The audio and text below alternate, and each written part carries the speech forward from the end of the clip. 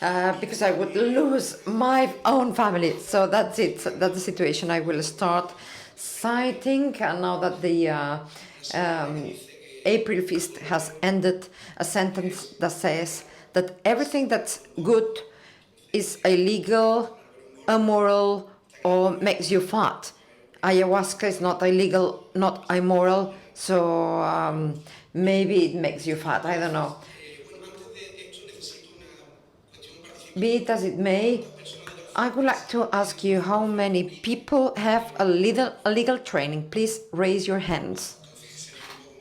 Okay, so I will try to explain a little bit the situation. So the question is the following. I will deal with 3 different levels: international, national, action of the legal statement of the jurisprudence. So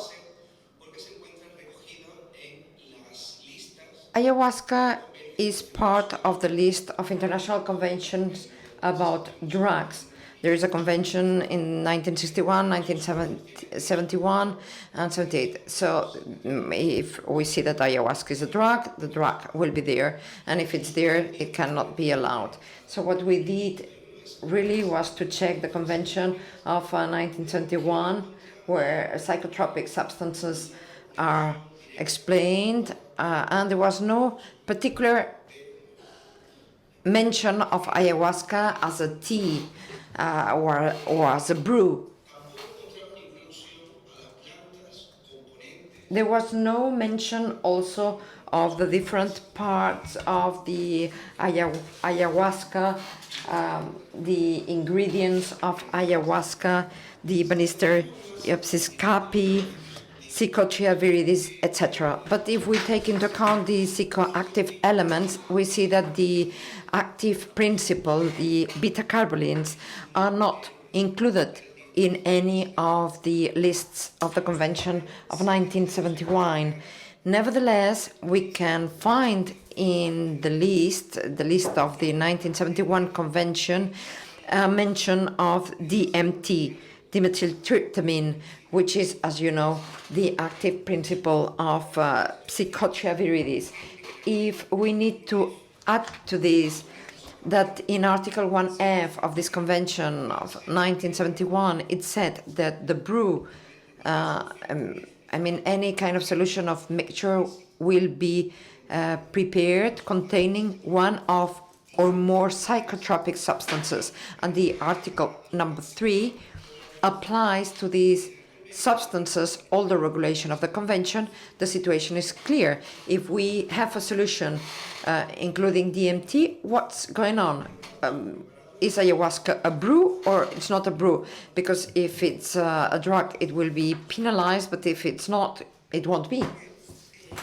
Todo esto o esta pregunta se responde. Now, these questions are answered taking a look at what contains ayahuasca. Is it a psychotropic substance or not? And the next logical step takes us to wondering what a psychotropic substance is. That appears also in 1F, Article 1F of the 1971 Convention, telling us that psychotropics are natural substance, synthetic substances as well, or else any natural material, and the article adds materials or matters that are contained in any of the lists of the convention. So either natural or synthetic materials that include this. So what is a natural substance? What is a synthetic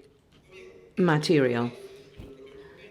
This does not appear in the conventions. Then you need to read the interpretations on the conventions, and that's also published by the UN. In these comments to the convention, we can read that a synthetic substance is the one that has been created by synthesis.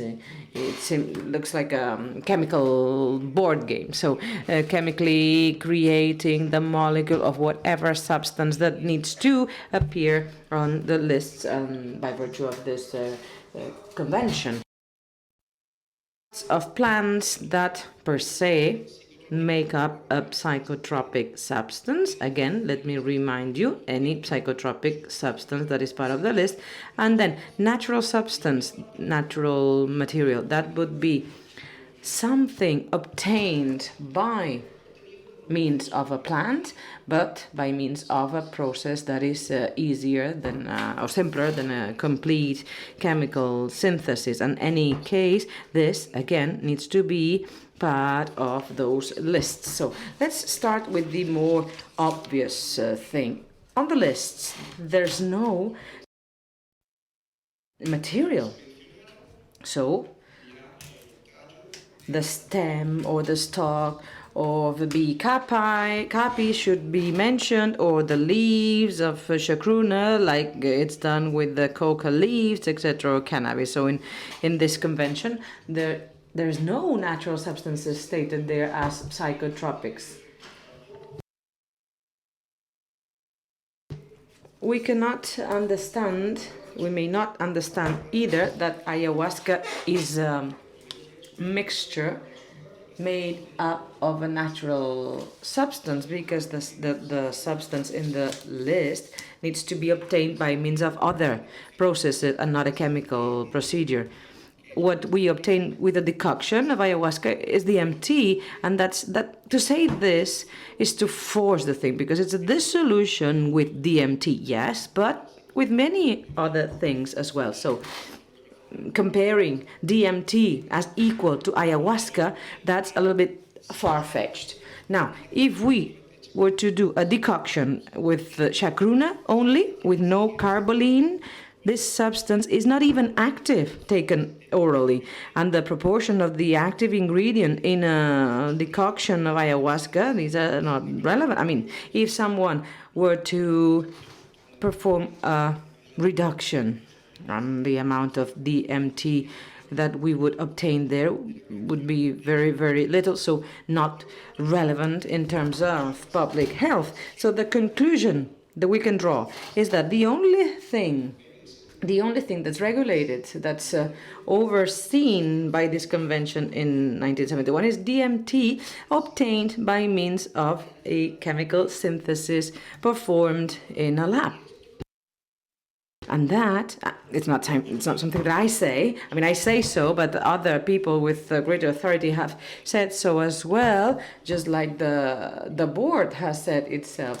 The board that controls this in the convention, in the report rather, by the ENCB in 2012, we can read that the goals of the convention in 1971 was to do with regulating a series of substances, synthetic substances. So the INCB refers exclusively to synthetic substances. So the INCB seems to, confront the 71 convention, the 61 convention to the 71 convention. So even if it could include natural substances, actually it doesn't, and it only refers to chemical substances.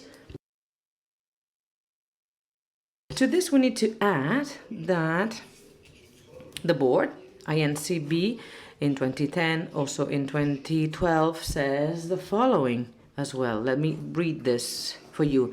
No plant containing stimulants or hallucinogenics is regulated by the 1971 convention, neither by the convention in 1988, even if it contains substances that are stated there. And the admixtures, brews, decoctions for oral intake based on plants that contain those active ingredients are not regulated either. And the INCB quotes ayahuasca specifically as a substance, a mixture, a preparation that contains a substance that indeed is overseen in terms of chemical synthesis, yes, but not the substance, the matter per se. So, conclusion drawn from the conventions, ayahuasca is not overseen internationally, so it's not a drug as such. Does this mean that INCB argues that it's candy? No, it's not a drug. It's not regulated as a drug. However, it recommends the countries to take care with the use they make of it, and that the countries regulate or oversee it internally, so domestically, if they deem appropriate. And that's the second level, because this is valid for any countries in the world that have ratified the conventions. In the different countries, apart from those lists, we have two acts, two laws, 67 and 77, stating the narcotics and psychoactives in our countries. It could happen that a substance is not in the international list, but it is in our national domestic Spanish lists. It's not the case of ayahuasca either.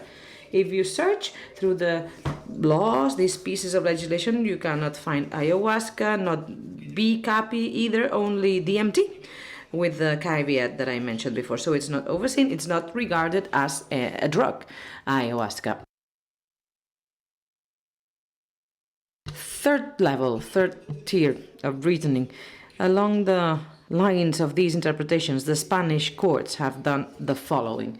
The Spanish courts have done whatever they pleased, except for two rulings. Let me say that when we created our opinion and published it in Spain, we have had 17, maybe 16 cases taken to court. Some others had been filed for the records, but some had reached the courts, and only in one case was it sentenced, and well, they decided to reach an agreement, but the rest were all acquitted. Only two rulings were based on the correct interpretation of the fact that ayahuasca is not a regulated substance. The rest of the rulings acquitted the cases. And because of the concentration of active ingredient, because there might be an interpretation error, because it could be maybe for shared use, but all those sentences, all those rulings, except for one that I know of, were based on an incorrect rationale. Grosso modo, it was like saying, yes, you can say whatever you like, but ayahuasca contains DMT, and DMT is a drug. What do we need to do? We have published a book ourselves. It's been published by our juridical publishing house. And the idea is that judges little by little learn that, as a matter of fact, ayahuasca is not regulated. It's not a penalized substance. So we cannot condemn anyone for any crime related to the use of this substance. Does this mean that ayahuasca is legal in our country? That's not what I said. I said what I said. So ayahuasca is not a controlled substance. There might be administrative regulations that declare ayahuasca and byproducts as an illegal substance. That is what happened back in 2004. That was when, as of the publication of the General Health piece of legislation, there was a decree that was passed, and then the state could list a series of plants that were forbidden to sell because of their toxicity. And ayahuasca was included at the time. It was not considered a drug at the time, 2004. Exchange, distribution was not a crime, but it was a toxic substance for our country. That was the case in 2004. So, because of some formalities, this ordinance was made invalid. It was cancelled, so that's why ayahuasca is not an illegal substance either from the administrative point of view in our country. But that is my final caveat. What we had in the piece of legislation authorizing the government to pass on those ordinances, this is still this is still a possibility. The government has not done anything yet, but if the government wants to declare ayahuasca as a toxic plant and then it's banned to sell it, well, that would be the new reality for our country. So it would not be legal, let's say, to manipulate or handle it or sell it or distribute the plant. And well, I don't want to bore you anymore with this. Thank you very much. That was all from me.